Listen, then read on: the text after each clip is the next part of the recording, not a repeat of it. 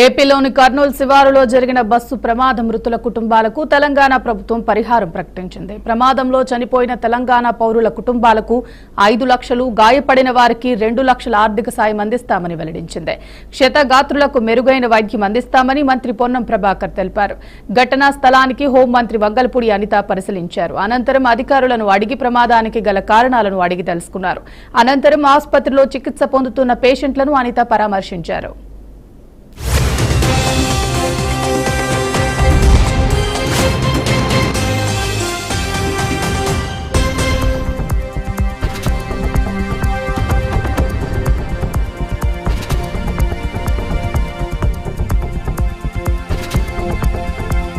జిల్లాలో దగ్ధమైన private travels బస్సులో 20 మందికి పైగా మృతి చెందినట్లు తెలుస్తోంది. ఇప్పటికే 19 మంది మృతదేహాలు వెలికితీశారు.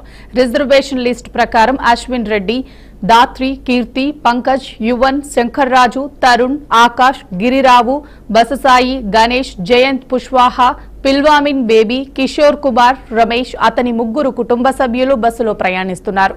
అనూష, మహ్మద్, కైజర్, దీపక్ కుమార్, అండోజ్, నవీన్ కుమార్, ప్రశాంత్, ఎం సత్యనారాయణ, మేఘనాథ్, వేణుగుండ, చరిత్, చందనమంగ, సంధ్యారాణి మంగం, గ్లోరియా ఎల్లసా, శ్యామ్, సూర్య, హారిక, శ్రీహర్ష, శివ, శ్రీనివాసరెడ్డి, సుబ్రహ్మణ్యం, కె అశోక్, ఎంజి రామారెడ్డి, ఉమావతి, అమృత్ కుమార్, వేణుగోపాల్ రెడ్డి బస్సులో ఉన్నట్లుగా నిర్ధారించారు. అయితే వీరిలో ప్రాణాలతో ఎవరెవరు బయటపడ్డారో అనేది ఇంకా తేలలేదు.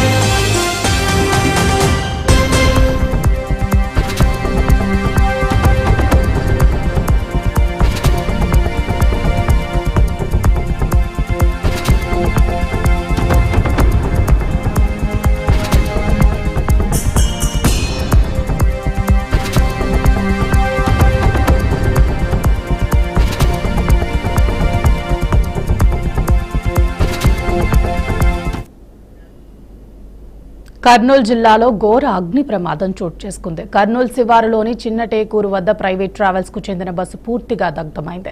ఈ ఘటనలో సుమారు 30 మంది మృతి చెందినట్లు సమాచారం. ఇవాళ వేకువజామున సుమారు 3 గంటల 30 నిమిషాల సమయంలో ఈ ప్రమాదం జరిగినట్లు స్థానికులు తెలిపారు. ఎదురుగా వచ్చిన ద్విచక్ర వాహనం బస్సును ఢీకొట్టడంతో మంటలు చెలరేగాయన్నారు. మొదట బస్సు ముందు భాగంలో మంటలు అంటుకుని ఆ తర్వాత క్రమంగా మొత్తం బస్సును ఆవరించాయని బస్సు డ్రైవర్ చెప్పారు. ఈ ఘటనలో 12 మంది ప్రయాణికులు అత్యవసర ద్వారాన్ని పగలగొట్టి స్వల్ప గాయాలతో బయటపడ్డారని అన్నారు. క్షతగాత్రులను స్థానికులు కర్నూలు సర్వజన ఆసుపత్రికి తరలించి చికిత్స అందిస్తున్నారు. హైదరాబాద్ నుంచి బెంగళూరుకి వెళ్తున్న ఈ బస్సులో ప్రమాదం జరిగిన సమయంలో మొత్తం 44 మంది ప్రయాణికులు ఉన్నట్లు సమాచారం. అపఘాతం జరిగిన ప్రాంతంలో భారీ వర్షం కురుస్తుండటంతో రక్షణ చర్యలకు అంతరాయం జరిగింది. సమాచారం అందుకున్న వెంటనే పోలీసులు సంఘటనా స్థలానికి చేరుకుని సహాయక చర్యలు ప్రారంభించారు. అగ్నిమాపక సిబ్బంది ఫైర్ ఇంజన్ల సాయంతో మంటలను ఆర్పేందుకు ప్రయత్నించినప్పటికీ అప్పటికే బస్సు పూర్తిగా దగ్ధమైపోయినట్లు వివరించారు. కర్నూలు నగరానికి మరికొద్దిసేపట్లో చేరుకోబోతుండగానే ఈ విషాదం సంభవించిందని స్థానికులు వెల్లడించారు.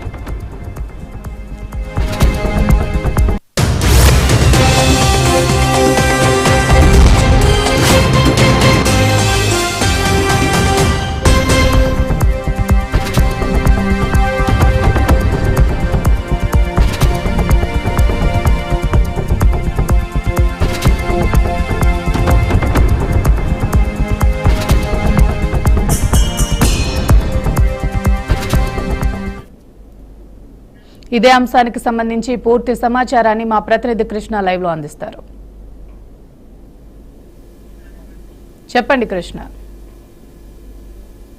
Thank you. ఏదైతే కర్నూలులో సంబంధించిన ఘోర ప్రమాదం సంబంధించి ఏదైతే పూర్తి అప్డేట్స్ కావచ్చు, అదేవిధంగా ఈ రోజు మండపల్లి రామప్రసాద్ రెడ్డి కావచ్చు మంత్రి, అదేవిధంగా వంకలపూడి అనిత హోమ్ మినిస్టర్ కూడా ఇక్కడికి రావడం జరిగింది. అదేవిధంగా ఎవరైతే అగ్నికి ఆహుతయ్యారో, అదేవిధంగా పూర్తిసారి అయితే గాయపడ్డారో వారిని కూడా పరామర్శించడానికి జనరల్ హాస్పిటల్ కూడా వారు వెళ్ళడం జరిగింది. అక్కడ వాళ్ళు కూడా పరామర్శించారు. అదేవిధంగా పూర్తిసారి అయితే చూస్తే ఈ రోజు జరిగినటువంటి ఏదైతే అగ్నికి ఆహుతైన సంబంధించి ఏదైతే ఉన్నాయో పూర్తిసారి అయితే ఘోర ప్రమాదం చోటు చేసుకుందని అనుకోవచ్చు. అయితే మొత్తానికి నిన్నటి దినం ఏదైతే రాత్రి బయలుదేరిన కావేరీ ట్రావెల్స్ అదేవిధంగా బెంగళూరుకి, హైదరాబాద్ నుంచి బెంగళూరుకి వెళ్తున్న సమయంలో ఏదైతే కర్నూలు సమీపంలోని మంత్రాలయం దగ్గరలో ఏదైతే పూర్తిసారి అయితే ఆ యొక్క సంఘటన చోటు చేసుకుంది. అదేవిధంగా ఒక్కసారిగా బైక్ అక్కడికి రావడంతో పూర్తిగా అయితే ఈ యొక్క దురదృష్టం ఏదైతే జరిగిందో పూర్తిగా అయితే దాదాపు 19 మంది అయితే మరణించినట్లు అయితే తెలుస్తుంది. అదేవిధంగా పూర్తిసారి అయితే 12 మందికి అయితే గాయాలయ్యాయని కూడా పూర్తిసారి అయితే తెలుస్తుంది. అయితే మొత్తానికి ఏది ఏమినప్పుడు కూడా పూర్తిసారి అయితే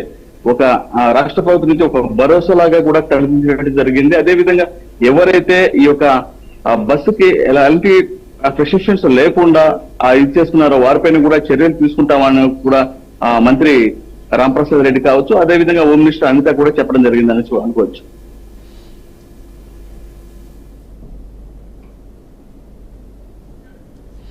కృష్ణ, స్వల్ప గాయాలతో బయటపడిన వారి పరిస్థితి ఏ విధంగా ఉంది?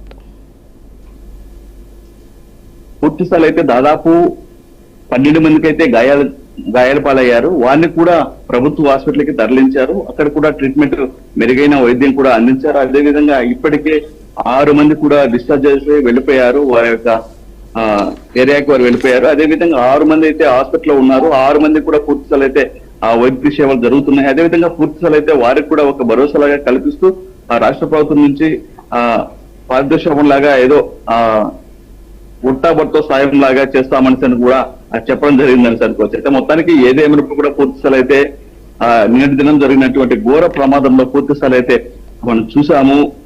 ఏదైతే దాదాపు 43 మంది అయితే ఈ యొక్క ప్రయాణిస్తుండగా దాదాపు 19 మంది అయితే చనిపోయినట్లు, అదేవిధంగా 12 మందికి అయితే తీవ్ర గాయాల పాలయ్యాల్సి కూడా పూర్తిసారి అయితే మనకు అప్డేట్స్ తెలుస్తుంది. మరికొందరు కూడా అప్పటికే వారి ప్రాంతంలో కూడా వెళ్ళినట్టే పరిస్థితి అయితే మనకు కనిపించింది. కృష్ణ, ఈ ప్రమాదానికి గల కారణాలు అధికారులు గుర్తించడం జరిగిందా? వాస్తవంగా అయితే అక్కడ ఏదైతే ప్రమాద చోటుకి అయితే పూర్తిసారి అయితే ఫైర్ సేఫ్టీ అధికారులు కావచ్చు, అదేవిధంగా జిల్లా అధికారి కావచ్చు, ఎస్పీ కూడా సంఘటన స్థలాలకు వెళ్లారు. అక్కడ కూడా సమీక్ష సమావేశాలు చూశారు, అక్కడ కూడా మాట్లాడారు. అదేవిధంగా పూర్తిస్థాయి అయితే ఎవరు చనిపోయారు అనే విధి కూడా ఒక డిఎన్ఏ టెస్ట్ లో కూడా అక్కడ చేస్తున్నారు. ఒక ప్రత్యేక బృందం కూడా దాదాపు 16 మంది ఒక కమిటీ వేసుకొని కూడా అక్కడ ఉన్నట్లయితే మనకు పూర్తిస్థాయి అయితే తెలుస్తుంది. అదేవిధంగా స్టేట్ సంబంధించి ఏదైతే మండపల్లి రామప్రసాద్ రెడ్డి కావచ్చు, అదేవిధంగా వంగల్పూడి అనిత కూడా మంత్రులు ఇద్దరు కూడా ఇక్కడ ఈ సంఘటన స్థలానికి అయితే రావడం జరిగింది. అదేవిధంగా పూర్తిస్థాయి అయితే కర్నూలు ఎస్పీ కూడా పూర్తిస్థాయి అయితే అప్డేట్ ఇవ్వడం జరుగుతుంది. అయితే మొత్తానికి ఏదేమైనా కూడా పూర్తిస్థాయి అయితే ఎవరైతే చనిపోయారో చనిపోయిన వారికి 5 లక్షలు, అదేవిధంగా గాయాల పాలైన వారికి కూడా 2 లక్షలు ఇస్తామని కూడా ప్రకటించడం జరిగింది. అదేవిధంగా ఏదైతే కావేరీ ట్రావెల్స్ ఉందో పూర్తిస్థాయి అయితే ఒక డ్రైవర్ నిర్లక్ష్యం వల్లే ఆ విధంగా జరిగిందంటూ కూడా పలు రకాల ఆరోపణలు నిర్వహిస్తున్నాయి. దానిపైన కూడా పోలీస్ శాఖ వారు విచారణ చేస్తున్నారు. అదేవిధంగా పూర్తిస్థాయి అయితే అక్కడ ఉన్నటువంటి పేషెంట్లు కూడా ప్రభుత్వ హాస్పిటల్కి తరలించి అదేవిధంగా మెరుగైన వైద్య సేవలు కూడా అందించిన పరిస్థితి అయితే కనిపిస్తుంది. అయితే బైక్ ఏదైతే పూర్తిస్థాయి అయితే అడ్డం వెళ్ళిన బైక్ ఏదైతే ఉందో అక్కడికక్కడే ఆ బైక్ లో వచ్చిన వ్యక్తి కూడా అక్కడే చనిపోయారు. సో అతను కూడా కర్నూలు హాస్పిటల్ కూడా మార్చురీకి తీసుకెళ్లిన పరిస్థితి అయితే మనకు కనిపిస్తుంది. కృష్ణ, ఈ బస్సు ప్రయాణం చేస్తున్నప్పుడు బస్సు ప్రమాదం జరిగింది, అది పక్కన పెడితే ఇలాంటి బస్సు ప్రయాణాలు జరగకుండా ఉండటానికి అధికారులు ఎటువంటి చర్యలు తీసుకోబోతున్నారు? వాస్తవ పరిస్థితుల్లో స్పీడ్ లిమిట్ అనేది పెట్టాలి. అదే విధంగా ఏదైతే ఆ ప్రైవేట్ సంబంధించి ఏవైతే బస్సులు ఉన్నాయో ఆ బస్సులకు సంబంధించి కూడా పూర్తిస్థాయి అయితే ఎవరైతే వెళ్తున్నారో ఆ ఇన్సూరెన్స్ కావచ్చు అవన్నీ కూడా పూర్తిస్థాయి అయితే ఉండాలి. కానీ ఆ ఇన్సూరెన్స్ కూడా లేకున్నా అదే విధంగా పూర్తిస్థాయి అయితే ఒక టికెట్ మాత్రమే ఫేర్ చేస్తున్నారు, కానీ ఇన్సూరెన్స్ ఏమాత్రం కూడా చాలా వరకు అయితే చేసుకోవట్లేదు. అదే విధంగా మార్గం మధ్యలో కొందరు కూడా బస్సులు ఎత్తున్నారు, కానీ సో అలా ఎక్కకూడదు అనేసి కూడా అధికారులు సూచించారు. అదే విధంగా మినిస్టర్ కూడా చెప్పడం జరిగిందని అనుకోవచ్చు. అయితే మొత్తానికి చూస్తే ఏదేమైనప్పుడు కూడా పూర్తిస్థాయి అయితే నిన్నటి దినాన్ని జరిగినటువంటి ఏదైతే ఘాటమైన ఆ సంఘటన ఉందో ఆ సంఘటనకు సంబంధించి పూర్తిస్థాయి అయితే మరిన్ని అప్డేట్స్ కూడా త్వరలోనే రావచ్చు అని కూడా చెప్పడం జరుగుతుంది. Right, thank you Krishna.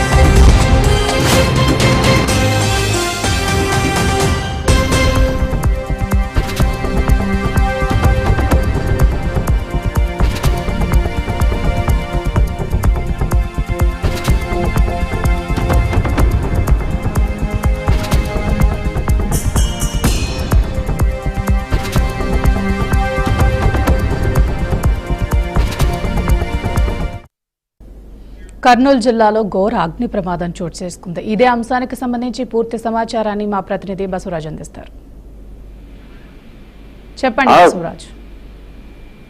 ఘటనా స్థలంలో ఏదైతే ఈ దుర్ఘటన పట్ల ముఖ్యమంత్రి అదేవిధంగా హోంమంత్రి వీళ్ళంతా కూడా స్పందించిన పరిస్థితి. ఈ దుర్ఘటనలో 19 మంది దారుణంగా దగ్ధమైన పరిస్థితి. ఏదైతే బస్సు ఒక్కసారిగా తగలబడి అందరూ కూడా సజీవ దహనమయ్యారు. ఈ నేపథ్యంలో హోంమంత్రి ఏదైతే ఘటనా స్థలాన్ని విజిట్ చేసి మీడియాతో మాట్లాడడం జరిగింది. ఇది ఎంతో కలిసి వస్తుంది, ఇలాంటి దుర్ఘటన జరగరాదు, జరిగింది, ఖచ్చితంగా బాధితుల తరఫున కూటమి ప్రభుత్వం అండగా ఉంటుంది, వాళ్ళకి అన్ని రకాలుగా సహాయ సహకారాలు అందిస్తుందని మీడియా ముఖంగా ఆమె తెలపడం జరిగింది. అదేవిధంగా చంద్రబాబు కూడా అంటే దుబాయ్ పర్యటన ఉన్న చంద్రబాబు కూడా దీని మీద స్పందిస్తూ అసలు ఈ ఘటన పూర్వపరాలు తెలుసుకునే విధంగా ప్రభుత్వం ఇప్పటికే అన్ని రకాలుగా చర్యలు తీసుకుంటుంది. అంటే ఈ తెలంగాణ, ఏపీ అదేవిధంగా కర్ణాటక, తెలంగాణకు చెందిన 15 మందిలో 6 చనిపోయారు. అదేవిధంగా కర్ణాటక చెందిన నలుగురు చనిపోయిన పరిస్థితి. అదేవిధంగా ఏపీ చెందిన వాళ్ళు కూడా కొంతమంది మృతి చెందారు. ఈ విధంగా 19 మంది దుర్మరణం పాలైన నేపథ్యంలో ముఖ్యమంత్రి స్పందిస్తూ అంటే రాష్ట్ర ప్రభుత్వము అన్ని విధాలుగా బాధిత కుటుంబాలకు సహాయ సహకారాలు అందిస్తాము, ఖచ్చితంగా ఎక్స్గ్రేస్ గా ప్రకటించి కుటుంబాలంతా చేస్తా కాపాడుతాము, ఆదుకుంటామని చెప్పారు. అంటే తక్షణమే ఏదైతే కొంతమంది ఈ ఘటన నుంచి అంటే సుమారు ఒక 19 మంది అంటే బతికి బట్ట కట్టారు. అంటే ఘటన జరిగిన తర్వాత వీళ్ళంతా కూడా అద్దాల పాలు కొట్టుకొని దూకి అంటే ప్రాణాలు అరికెట్టుకున్న పరిస్థితి. వీళ్ళంతా కూడా కర్నూలు ప్రభుత్వ ఆసుపత్రిలో చికిత్స పొందుతున్నారు. వీళ్ళకి మెరుగైన వైద్యం కోసం అవసరమైతే మెరుగైన వైద్యం అందిస్తాము. అదేవిధంగా కర్నూలు నుంచి అవసరమైతే హైదరాబాద్ కూడా తరలించి వాళ్ళంతా కూడా ప్రభుత్వం తరఫున అన్ని రకాలుగా ఆదుకుంటామని చెప్తున్న పరిస్థితి. అయితే ఓవరాల్ గా అంటే బాధిత మృతుల తరఫున బంధువులు అంటే ఈ మృతులు చనిపోయిన 19 మందిని కనిపెట్టడంలో లేదా డిఎన్ఏ పరీక్షలు చేసి అదేవిధంగా వాళ్ళ తరపు బంధువులకు వాళ్ళకు డిఎన్ఏ చేసి ఎవరికైతే డిఎన్ఏ మ్యాచ్ అవుతుందో ఆ రకం కూడా ఈ డెడ్ బాడీలను కూడా అప్పగించేందుకు సహాయక చర్యలు కొనసాగుతున్నాయి.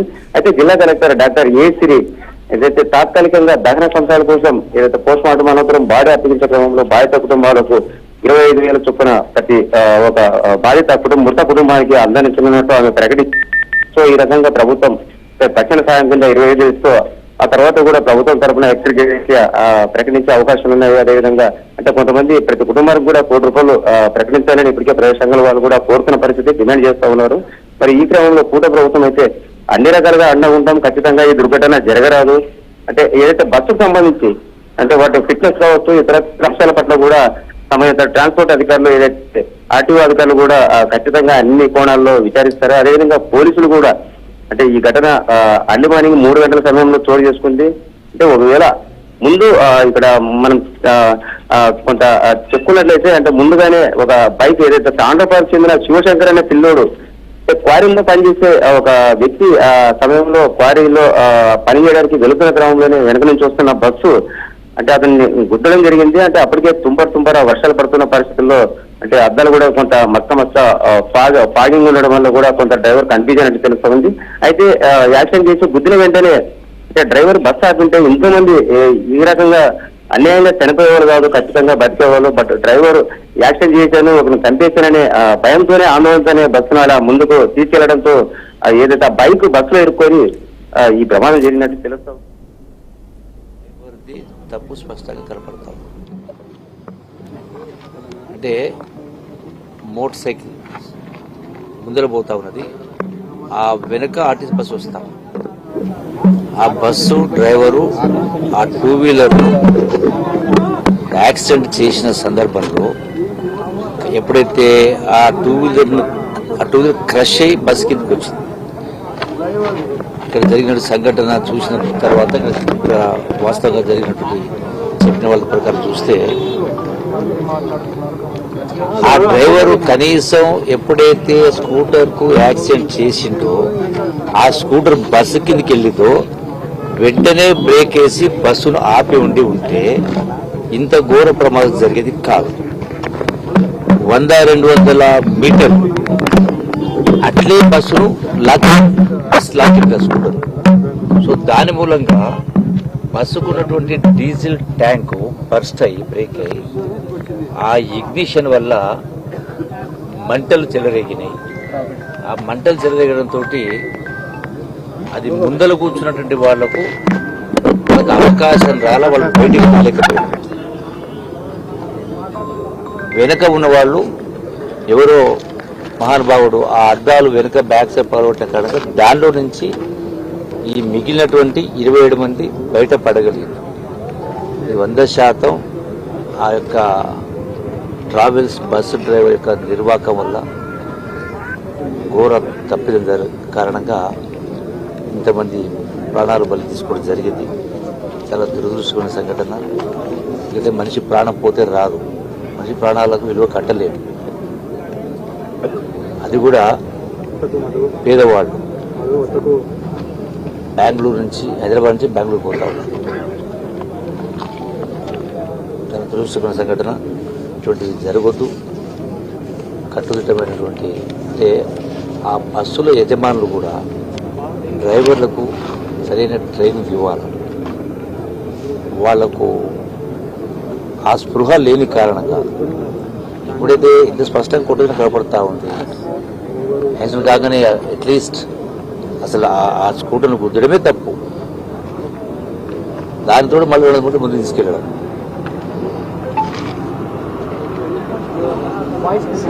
భరించరా అనేటువంటి సంఘటన ఇది.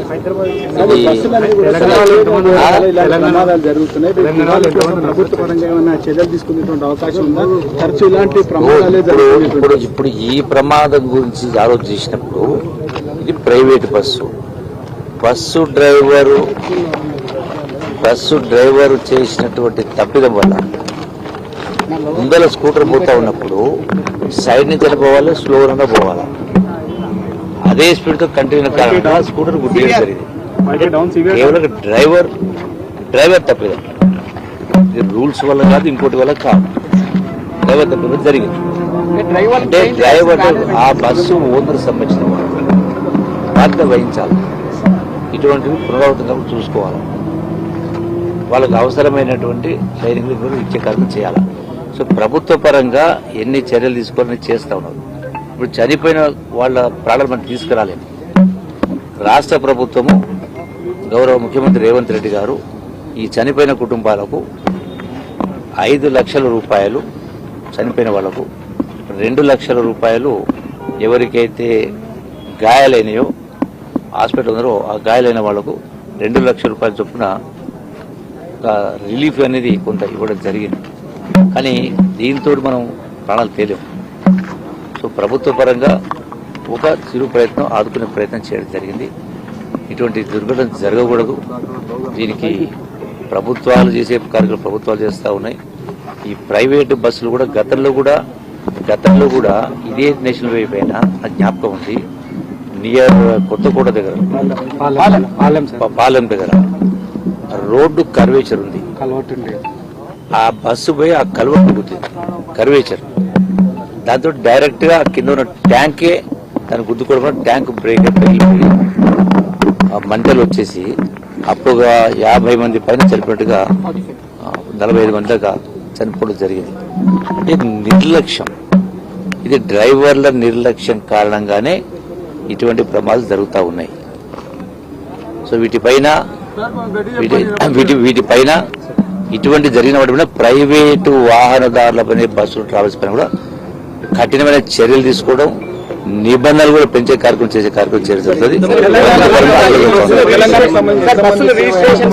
తెలంగాణకు సంబంధించి 6 మంది చనిపోవడం జరిగింది, 10 మంది బ్రతికి బయటపడ్డారు. దానిలో కొందరు హాస్పిటల్ ఉన్నారు, కాకపోతే ప్రాణాపాయం లేదు. సో వాళ్ళను పరామర్శించే కార్యక్రమం అక్కడికి వెళ్లే కార్యక్రమం. నేషనల్ లెవెల్లో రిజిస్ట్రేషన్స్, బస్ డిజైన్స్ ఇదంతా జరుగుతుంది. పర్మిట్ అంతా నేషనల్ లెవెల్లో ఇస్తున్నారు. స్టేట్స్ లో ప్రమాదాలు జరుగుతున్నాయి. ప్రమాదాలు జరుగుతుందా? స్టేట్ గవర్నమెంట్స్ ఎట్లా ఏం చేయాలనుకుంటున్నారు? సో మీకు జరిగిన సంఘటన బట్టి మీకు అర్థమవుతా ఉంది. ఇది రూల్స్ తప్పిదం కాదు, ఇక్కడ రూల్స్ తప్పిదం కాదు, సేమ్ జరిగిపోతుంది. స్పీడ్ అంటే డ్రైవర్ల యొక్క నిర్లక్ష్యం అన్నప్పుడు, డ్రైవర్లను సెలెక్ట్ చేసుకున్నప్పుడు ఆ యొక్క యజమానులు ఆ జాగ్రత్తలు తీసుకోవాలా. ఇటువంటి జరిగినప్పుడు వాళ్ళపైన భారం కూడా మోపాలి. ఖచ్చితంగా జరిగినప్పుడు ఏ ప్రభుత్వాలకు సంబంధించినటువంటి పరిధిలో వస్తాయో వాళ్ళపైన భారం కూడా మోపాలి. ఇటువంటి జరగకుండా భయం కూడా ఉండాలి.